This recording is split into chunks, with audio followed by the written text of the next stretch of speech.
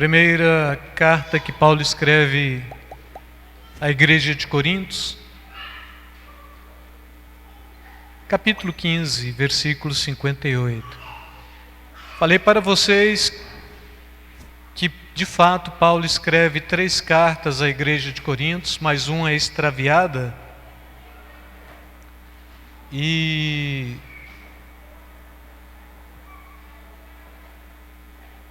Mas o que nós temos é aquilo que tinha que estar na palavra de Deus mesmo. Incumbência do Espírito Santo deixar aquilo que era necessário. Amém? E aí, irmãos, talvez vocês, os que não estão avisados, estão estranhando. Todo mundo está de camiseta preta. E adote uma criança em ação e oração. Se um tempo atrás uma empresa de perfume, ela fez uma propaganda na época do Dia dos Namorados e pôs ali casais héteros, casais homo, e aí perfeito, então está mexendo com gente grande. E por último agora uma empresa de sanduíches, né? Então um pit dog resolveu fazer uma afronta contra os nossos filhos, as nossas crianças, em cima do que a gente vem combatendo, chamado ideologia de gênero. Então, menininho com menininho incerto do sexo, porque era alguma coisa que tinha que estipular posteriormente. E com isto, a Sandra propôs fazer um ato profético e a Geise propôs fazer estas camisetas mesmo para adotar uma criança em ação e oração, porque o futuro da nossa nação são os nossos filhos mesmos. E se a gente desconstrói a cabeça deles, a gente não vai ter uma família convencional, dentro da pauta bíblica mesmo, homem e mulher, não é? E com isto, os valores que tanto a gente defende como sendo da fé cristã, serão totalmente deturpados também. E hoje, a gente já tendo uma militância muito forte em cima, não é? A gente já tem aí uma afronta do inimigo por força de judiciário e coisas assim. Se a gente para e abaixa as guardas, então com certeza o fracasso iminente da igreja vai estar logo ali. E me veio à mente também, a Patrícia vai falar um pouquinho sobre ideologia ali, de gênero, mas eu quero estar falando num tempo deste próximo sobre ideologia de gênero para a própria igreja mesmo, a farsa da ideologia de gênero, mas só para mostrar porque nós não estamos vestindo convencional hoje. Então todos estão de camisetas pretas, não é nenhum movimento de esquerda, né? E nem também de gótico, mas é tão somente uma forma de conscientizarmos. E aí Coríntios capítulo 15, versículo 58, portanto, meus amados irmãos, sede firmes e constantes, sempre abundantes na obra do Senhor, sabendo que no Senhor o vosso trabalho não é em vão. Amém? Podem sentar, amados.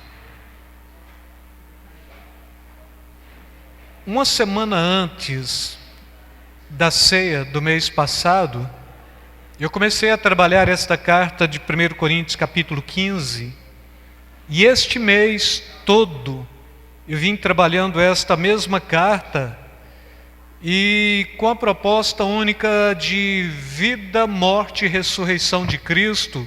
Então falei uma vez, falei a segunda vez, falei a terceira vez, a quarta vez, e esta é a 5ª vez, fechando mesmo com este versículo último. Portanto, meus amados irmãos, sede firmes e constantes.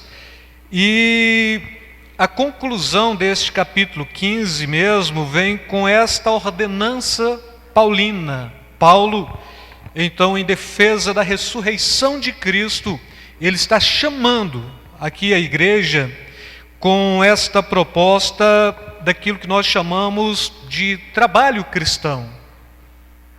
E quando nós estamos falando do trabalho cristão mesmo, a proposta é que haja menos indisposição, mais ação, que haja menos palavra e mais produção, que haja menos promessa e mais atitudes, que haja mais engajamento, que haja mais relacionamento, que haja mais frutos produzidos, que haja mais consagração, mais dedicação, mais santidade e mais capacidade de querer, de fato, fazer mais pela obra e pelo reino de Deus, porque enquanto a igreja na face da terra, esta igreja ela tem que ser uma igreja militante.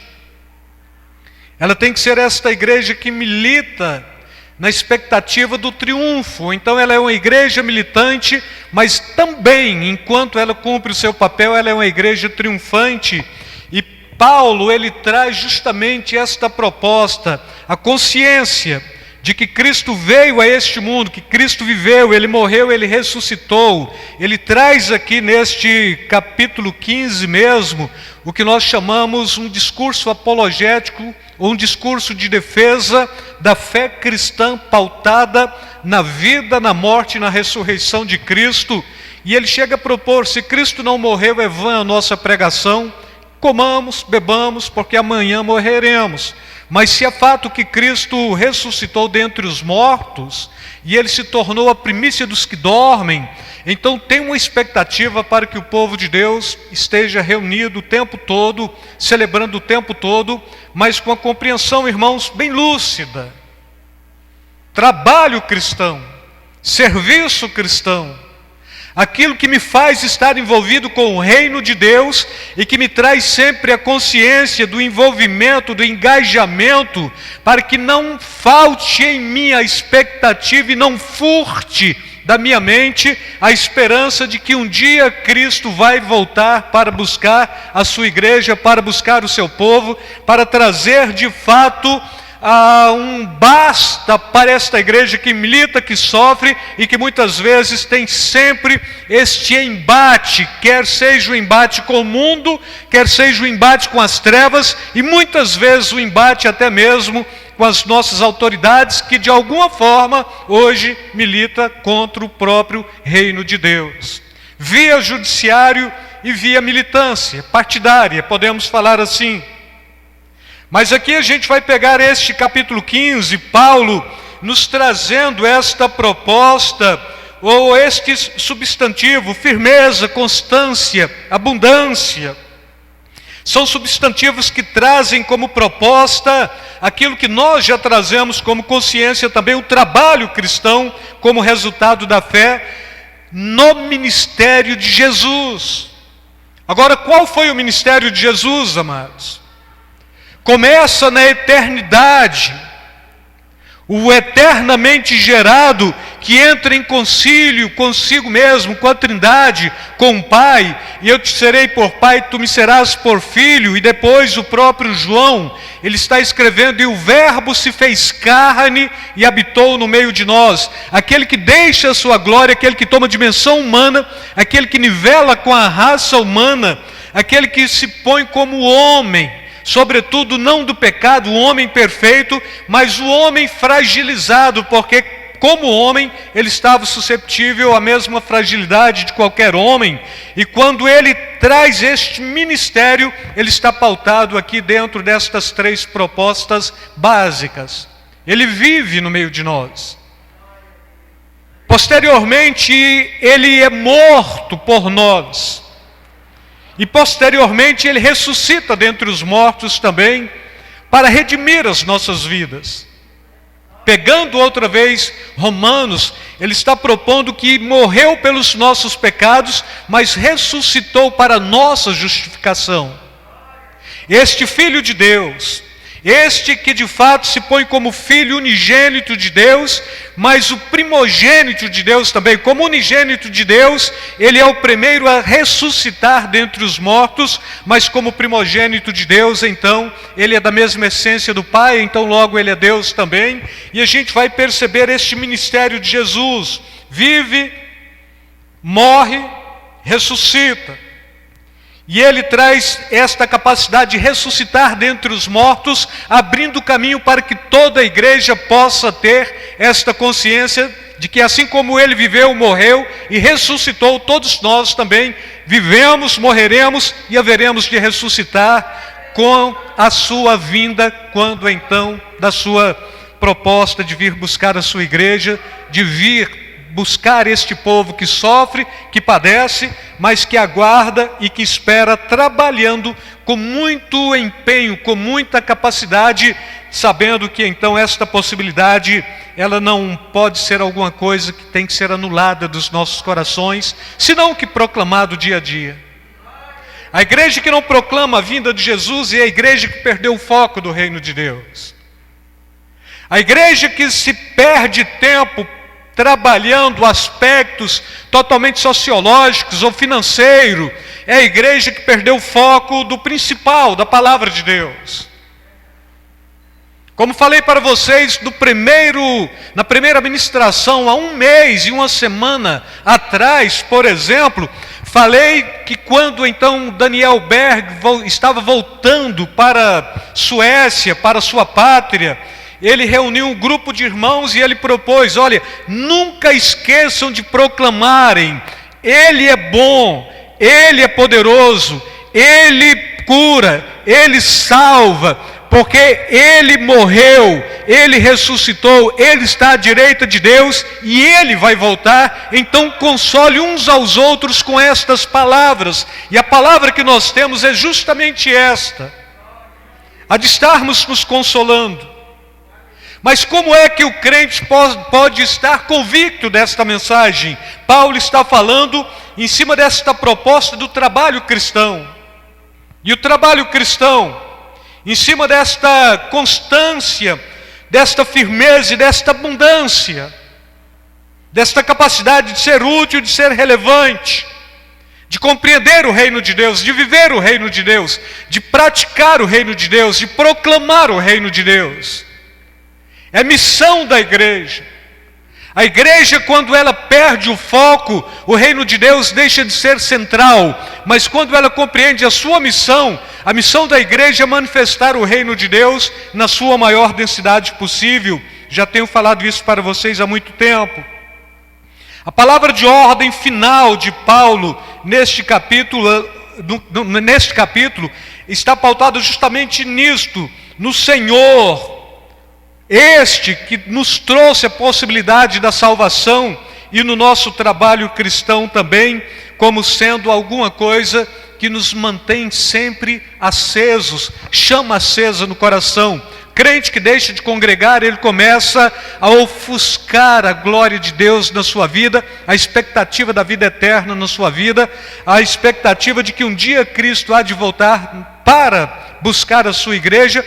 Crente que deixa de congregar, o crente que deixa de trabalhar, o crente que deixa de se envolver com o reino de Deus, ele começa a questionar de uma forma um pouco mais natural esta questão do reino, e ele começa a perder a fé na expectativa de que Cristo um dia vai voltar, porque isto é uma mensagem que é proposta pelo Espírito Santo. Enquanto reunidos, o Espírito Santo está nos alimentando com isto, mas enquanto dispersos, o Espírito Santo, ele já está distante das nossas vidas e dos nossos corações. Talvez porque Paulo está falando: e não extingueis o Espírito Santo, e posteriormente não entristeçais o Espírito Santo, com o qual foste selado para o dia da promessa. A palavra de ordem final é justamente esta, focado no trabalho do Senhor, que não é em vão. Homens trabalham para homens, e homens buscam serem vistos por homens, e homens decepcionam homens. Mas aqui Paulo ele está falando que Deus não nos decepciona, jamais decepciona a sua igreja. O pastor pode decepcionar homens, o obreiro pode decepcionar homens, mas aqueles que trabalham, aqueles que estão sempre constantes, abundantes no Senhor, firmes, constantes e abundantes no Senhor, a proposta é de que no Senhor o nosso trabalho não será vão. Deus não nos decepciona. Deus sempre nos traz a convicção de que um dia, de fato, Ele há de nos redimir por definitivo. Paulo chama isto do clamor da igreja por uma redenção, onde então os nossos corpos serão totalmente transformados e perfeitos para encontrarmos com o Senhor. E nós estamos aqui com esta proposta, amados. Estamos aqui dentro desta proposta, neste envolvimento com o reino de Deus. E neste envolvimento com o reino de Deus, nós não podemos nos perdermos, senão que nos encontrarmos e estarmos dia a dia fazendo aquilo que de fato o Senhor nos chamou para estarmos fazendo. O envolvimento com o Evangelho é a condição única para quebrar qualquer possibilidade de indisposição que possa interferir em nossa vida e no nosso relacionamento para com Deus. Então estar aqui, bom, mas a gente fica um pouco até pasmado, porque irmãos têm dificuldade de vir à igreja e porque outros têm muita facilidade de estar continuamente na igreja. Porque aqueles que têm dificuldade, o Espírito Santo não está contínuo na sua vida, porque o ato de extinguir o Espírito Santo dos nossos corações é um ato estritamente do homem. Mas aqueles que estão contínuos, eles estão vindo, e Paulo está escrevendo ainda no capítulo 15, que ele trabalhou mais do que todos os outros apóstolos, senão que ele mesmo não trabalhou, e sim a graça de Deus que trabalhou em sua vida. Ou seja, tudo que ele fez pelo Espírito Santo, e se ele fez pelo Espírito Santo, ele não traz fadiga, ele não traz cansaço, ele não traz aqui o exaurir de forças, senão que também ele está propondo que ele estava se consumindo como libação para o Senhor. E a igreja do Senhor é justamente isto. Este povo que milita, este povo que está constante, este povo que não arreda o pé, este povo que celebra, este povo que está reunindo o tempo todo, este povo que sabe que tem uma palavra de ordem, e é estar firmes, é estar constante e estar sempre abundante. E aqui a gente vai compreender esta proposta que sempre é contínua na vida da igreja, e aqueles que são constantes na obra do Senhor, eles têm firmeza, e se eles têm firmeza, eles conseguem abundar, e abundar é transbordar ou fazer aquilo que está em excesso, e o excesso aqui é a capacidade de estarmos trabalhando para Deus. E quando se trabalha para Deus, eu diria, é a melhor forma de estarmos descansando no Senhor. Muitos de nós achamos que é um fardo muito pesado cumprir uma agenda de uma igreja. Mas quando em direção, e quando condicionado, e quando em consagração pelo Espírito Santo, o fardo pesado é violar a agenda do reino de Deus. Porque estar aqui é bom, celebrar a Deus é bom, glorificar a Deus é bom. Saber que quando estamos aqui, o Espírito Santo está confirmando a nossa salvação e trazendo garantia da nossa vida eterna e nos trazendo expectativa do reino de Deus, isto é ótimo, amados. Isto desperta, isto traz aquele aspecto que muitos de nós precisamos ir no terapeuta para encontrar. Isto nos traz a garantia, a firmeza e a centralidade de que o ato de estarmos aqui remonta única e exclusivamente à glória de Deus, e tudo vai bem. O crente, ele nunca está aflito demasiadamente quando ele está congregando. O crente, ele nunca está desolado demasiadamente quando ele está congregando. O crente, ele nunca está fora de foco quando ele está congregando e trabalhando na obra de Deus, no reino de Deus. Mas a aflição vem, a perca de foco vem, o desânimo vem, quando ele negligencia o seu congregar, quando ele negligencia a comunhão dos santos, quando ele negligencia esta capacidade de estarmos em unidade e em comunidade, celebrando e adorando o nome santo do Senhor, sempre sabendo que este Deus nos chamou, e o preço do chamado de Deus foi pelo Filho, e o preço que o Filho pagou foi ir à cruz pelos nossos pecados. Mas Ele nos redimiu, Ele nos comprou, Ele pagou preço alto por cada um de nós, de maneira que Paulo ele está propondo, já não somos mais de nós mesmos, porque por bom preço fomos comprados.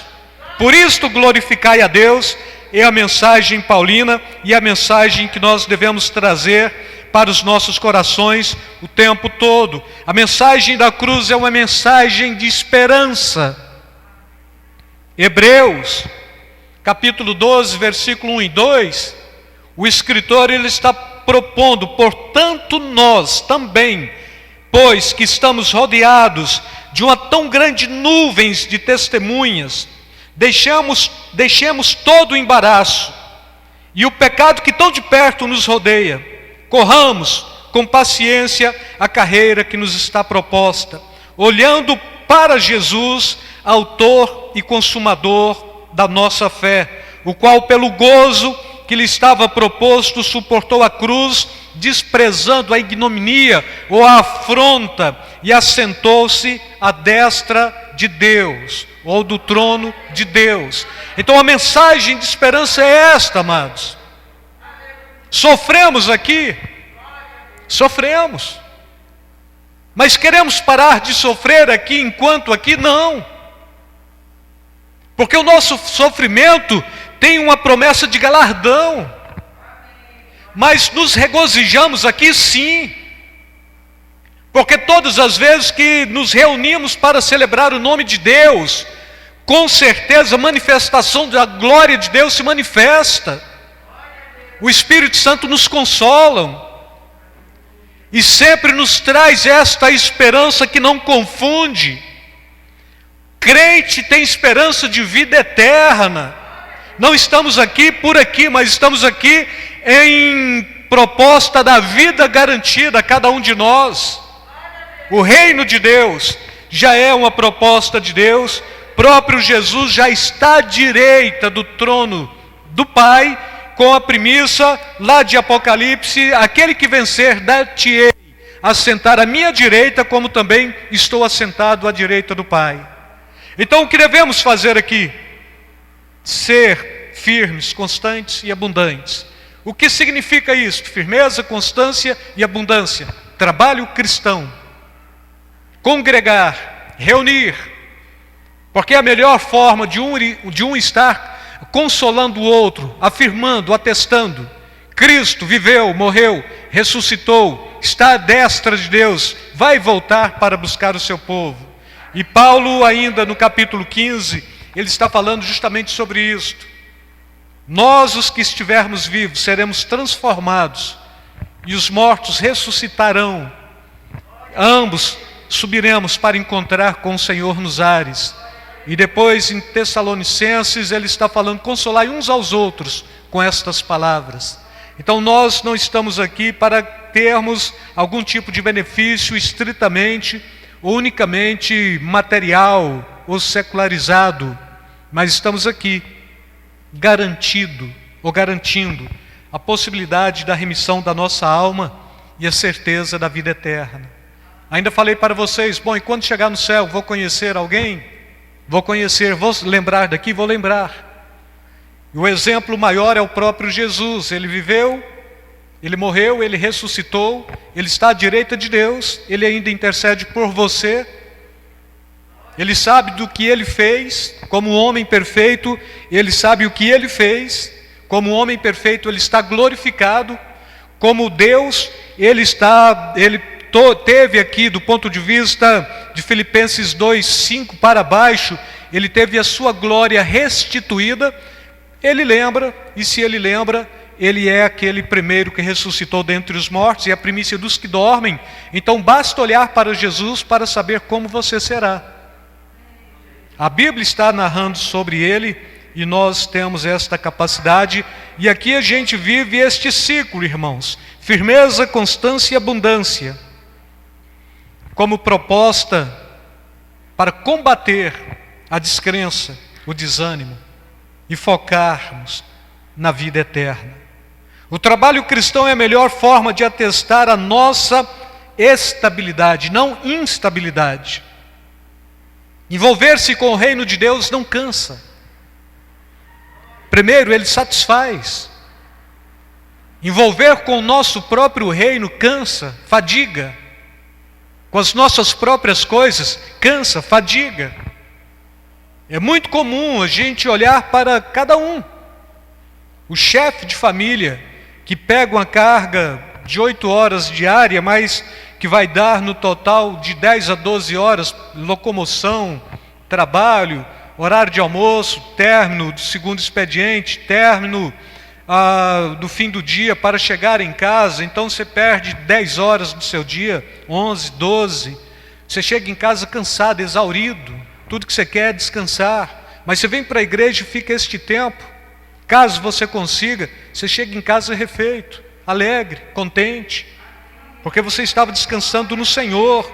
O trabalho no Senhor é descansar mesmo, mas é estar sempre celebrando e trazendo esta proposta de que de fato ao estarmos aqui envolvidos está atestando a nossa estabilidade e a nossa permanência em Cristo. Por isso a necessidade de estarmos firmes, constantes e abundantes, ou seja, trabalhando na obra de Deus, fazendo aquilo pelo qual o Senhor nos tem chamado. Amém? Quantos têm convicção disto? O Senhor te chamou, o Senhor te vocacionou. A primeira vocação do cristão é para a vida eterna, mas Ele te vocacionou para o reino também aqui. Ele te vocacionou para proclamar, te vocacionou para anunciar, te vocacionou para ser útil na obra de Deus, útil na vida do outro. Quando a gente foge desta realidade, a gente perde aquilo pelo qual o Senhor nos constituiu. Por isso nós estamos aqui, amados. E ainda o cristão que não trabalha não tem convicção. E a gente vai percebendo isso com muita naturalidade. Aquele cheio de convicção é aquele que muito quer fazer na obra de Deus. Aquele que perde convicção é aquele que muito quer se distanciar da obra de Deus. E a gente vê muitos argumentos. Por exemplo, eu não quero servir de capacho para ninguém. E também eu compreendo que eu estava sendo muito usado pelo pastor. Você tem que ser muito usado por Deus. E quando muito usado por Deus, você está servindo para aquilo que de fato você foi vocacionado, para ser vaso, instrumento, nas mãos de Deus. E aí, irmãos, prestem bem atenção que é o próprio Calvino, lá atrás mesmo, 500 anos atrás, ele está falando o seguinte, acerca desta referência: satisfeito em haver provado satisfatoriamente a doutrina da ressurreição, o apóstolo agora conclui o seu argumento com uma exortação: já que o vosso trabalho no Senhor não é vão, sede firmes e vos transbordeis de boas obras. Aí, bom, mas eu não sou espírita para praticar boas obras. É um escape do cristão. Mas aí a Bíblia está falando que você foi eleito nele para todas as boas obras. Efésios 2, 9. Então você foi chamado para fazer algo de útil. Você não pode chegar aqui do ponto de vista de que aceitou a Jesus, agora é inútil. Você está aqui para servir, para fazer boas obras, para ser relevantes, não é? A razão por que ele diz acerca disto é que o trabalho dele não é vão em Deus, que tem um galardão, e que este galardão está entesourado para a vida eterna, não é? A única e suficiente esperança que anima os crentes, do ponto de vista de partida, é a capacidade de ser sustentado ao longo do percurso, de modo que não caiam durante a corrida. Estamos aqui, temos uma jornada a ser percorrida e devemos caminhar, não podemos parar pelo caminho. Lembro ainda do soldado ferido, que é o tempo da Déia, lá no Parque Ateneu, não é? Do Júnior. Mas lembro também da Ludmila Feber falando, cantando: o que vem para tentar ferir o valente de Deus, não é? Tem crente ferido? Tem. Mas ele está parado no caminho? E ele acabou? E ele parou? Não. E o próprio Jó está falando: há esperança para a árvore que cai e que está cortada e que envelheceu a raiz, porque ao cheiro das águas ela brota e dará ramos e dará frutos outra vez. Então nós somos, amados, estes que foram chamados para de fato estarmos cumprindo esta jornada e esta caminhada cristã. E não podemos parar por aqui. Quando eu paro? Quando chegar no céu. Amém? Você pode falar isso para o seu irmão? Você só tem o direito de parar quando você estiver dentro do céu, dentro do reino de Deus, por definitivo. Então não desanime, não perca a expectativa, não perca o foco, não perca o ânimo, não desanime, prevaleça. Fala assim: se eu sirvo de incentivo para você continuar, caminhe comigo. Porque se eu sirvo de incentivo, eu estou sendo incentivado pelo Espírito Santo de Deus, que traz a esperança da vida eterna para o meu coração. Caminhe comigo. Ele vem nos buscar. Caminhe comigo. O céu é nosso por garantia. Caminhe comigo. A vida eterna já foi conquistada em Cristo Jesus. Caminhe comigo, porque nós haveremos de herdar a vida eterna. Caminhe comigo, porque caso você parta antes do combinado, você vai ressuscitar dentre os mortos. Caminhe comigo, porque eu estarei esperando você ressuscitar dentre os mortos, porque eu terei em mim um corpo também glorificado e juntos subiremos para encontrar com o Senhor nos ares. Não desanimem, caminhem. E quando estiver pensando em desanimar, pense na glória. Mas pense no irmão que está ao teu lado. Por ele não desanime. Por ele caminhe. Por ele avance. A certeza de vida eterna acontece quando estamos em comunidade, não isolados, não desanimados, não abatidos, mas prevalecendo no Senhor e na força do seu poder. Esta é a mensagem do reino. Sermos inabaláveis e termos em nós esta consciência de que uma vida muito superior está preparada, aguardando cada crente nos céus para a vida eterna.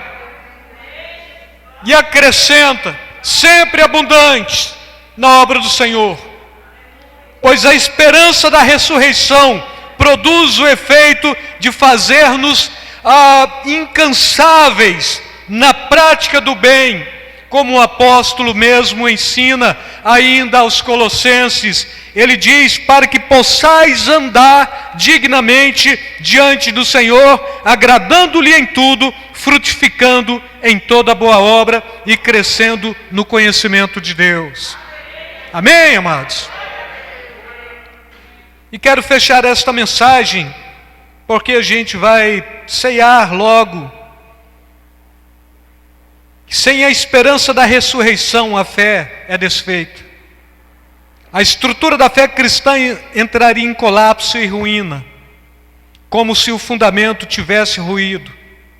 Não há dúvida de que, se a esperança do galardão fosse removida e destruída, a ambição de prosseguir a corrida não só esmoreceria, mas também se esvairia completamente. Só que é tempo de firmeza, de constância, de abundância no Senhor. E tudo isto só pode ser caracterizado pelo trabalho de cada um de nós como cristãos no reino de Deus. Então, sede firmes e constantes, sempre abundantes, sabendo que no Senhor o vosso trabalho não é vão. Amém? Fala, povo de Deus! Já estão disponíveis as nossas xícaras personalizadas. Os que se interessarem, deixem um eu quero nos comentários no vídeo abaixo, que logo logo a gente entra em contato.